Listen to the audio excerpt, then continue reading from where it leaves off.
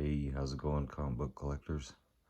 As usual, I'm sharing some more of my Golden Age collection that I've slowly piecing together as the years pass on. As always, I'm a big Captain Marvel fan now. He is my new comic collecting desire, should I say. And I have come across a super rare book here. I have come across this Captain Marvel Big Little book. This is a 1941. These came originally issued 4 titles: Captain Marvel, Bulletman, Minuteman, and Spy Smasher. Now I believe the Minuteman and Spy Smasher were released first, and the Captain America and Bulletman were released later. That is why they are more rare. But of all 4 of the titles, by far the Captain Marvel book is probably the most rare of all. And from my understanding, this is one of the more rare books of all of the Captain Marvel books.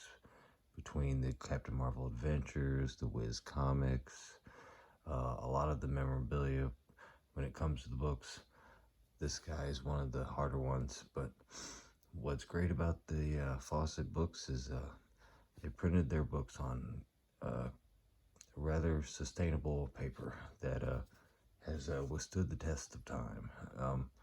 These are actually, of course, these big little books are running on the coattails of the little books of the 30s, little novel books, which obviously, I think these are roughly 100 something pages, whereas the novel books were twice as thick. So these are a lot more bearable and a lot more easier for the reader. And this here copy is absolute immaculate condition. Let's see here, little notes I can think of. This book particularly came out just shortly the same year after the Captain Marvel Adventures of Captain Marvel serial from Republic Films, and this is a direct sequel. And basically, it's a great little book. Have to read it. It's in a nutshell. Obviously the Scorpion never died, but it involves a story of Betty Whitey come back, Mr. Malcolm comes back, and basically, for the most part, you have Bentley being used as a ploy to draw out Captain Marvel and basically draw everybody back to the Temple of Siam, where the original film took place, and to exploit uranium is ultimately what the goal was for the Scorpion and another reoccurring villain.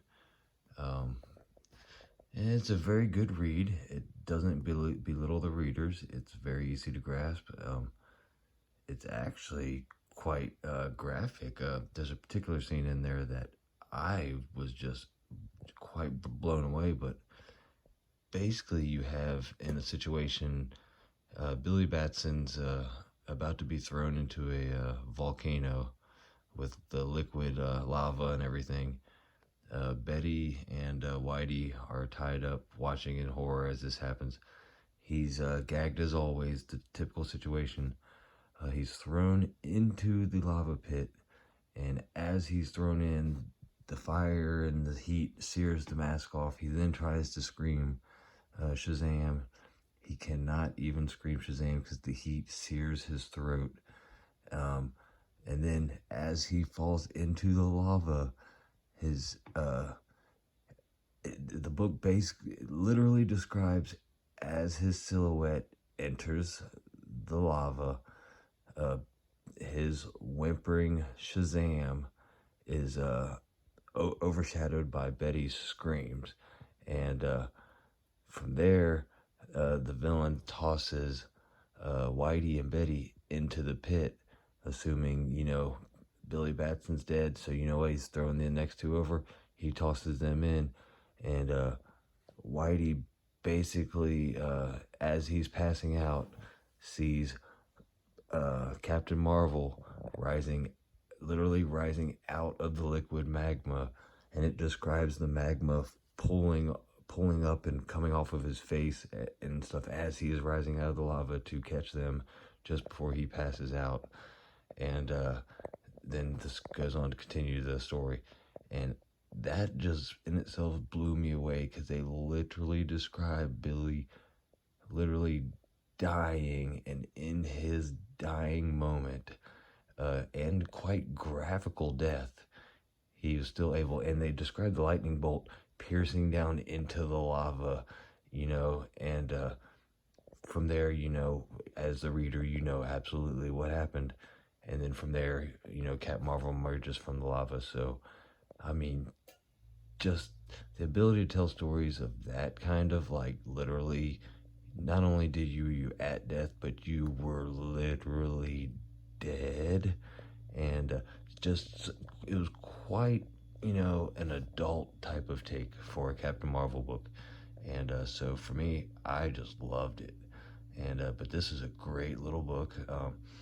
This book is the official first works of Otto Bender. As he was first hired on to Fawcett and getting his feet wet.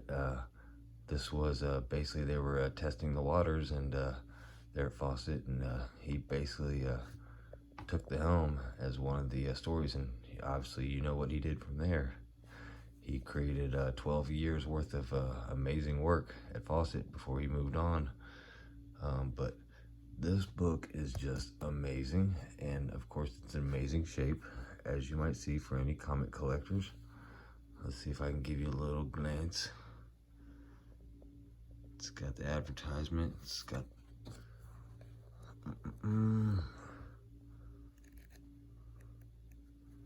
try to be as delicate as possible. One of these days I'll have proper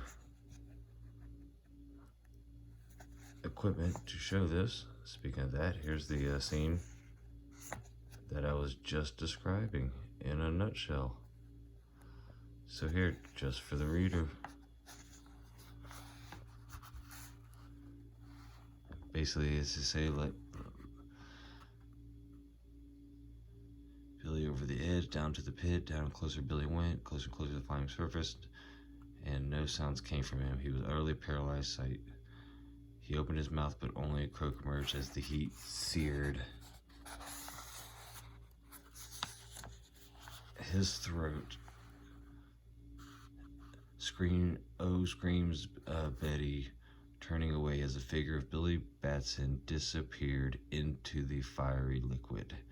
He literally died.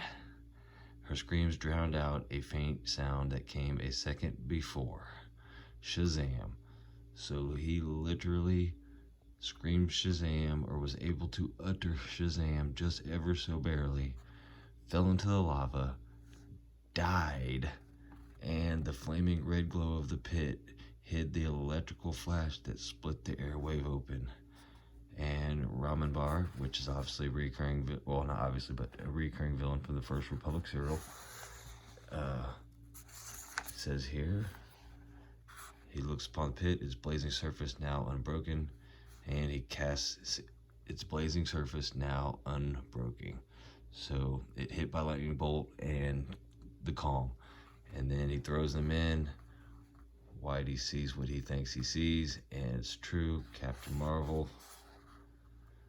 And let's see here. Let's see this little description of his, how he comes out. It's quite nice. It says he was not mistaken. Out of the infernal flood rose Captain Marvel, shaking out of his hair and eyes the molten matter, which to his superhuman body was so much harmless mud.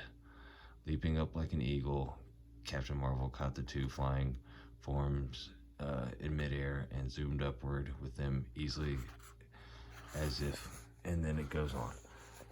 And of course, you have your little advertisements, but I mean, just absolutely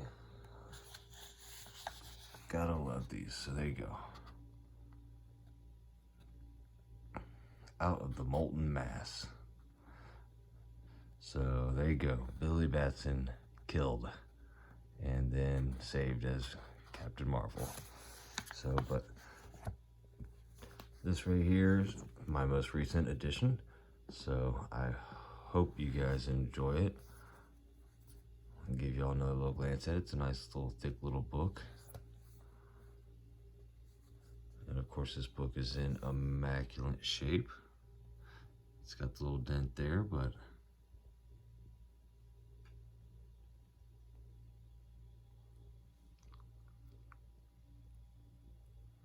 I mean, for a book that was published in 1941, I mean, come on. Look at the crisp color. I am super grateful to own this. It popped up on eBay just ever so suddenly. And for someone who's always on there, just checking, looking for new stuff to pop out, and it popped up, and it had a buy now, but then it also had make an offer. I sent an offer, and then only to realize that about 5-6 other people had also sent an offer for the book, and the offer I offered was only $25 lower than what they wanted, so I wasn't gonna bicker over $25. I scarfed this baby up, and I tell you what, I'll never regret it, and it'll be cherished. But advertisement for Wiz Comics.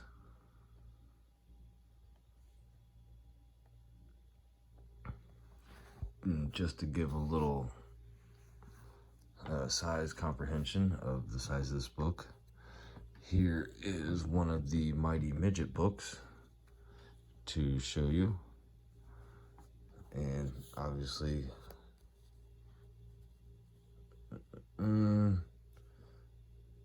say it's a hair, it's a little hair longer, and obviously shorter.